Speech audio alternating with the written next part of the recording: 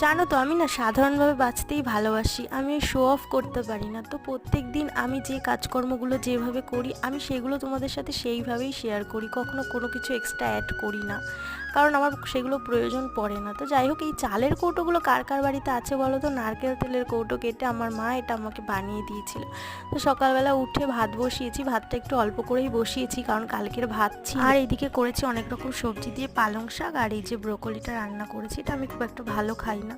তো যাই হোক, এরপরে মেয়ে ঘুম থেকে উঠে পড়েছে, ওকে ফ্রেশ করছিলাম। আমার মেয়ে জানো তো ব্রাশ করতে গেলে টুথপেস্টটা গিলে ফেলে, কখনোই ফেলে দেয় না। তো যাই হোক, এরপরে আমি স্নান টান করে পুজোটা কমপ্লিট করে নিয়েছি। তারপরে এই যে তেল নিয়ে ছাদে চলে এলাম, মেয়েকে তেল মাখিয়ে স্নান করাবো।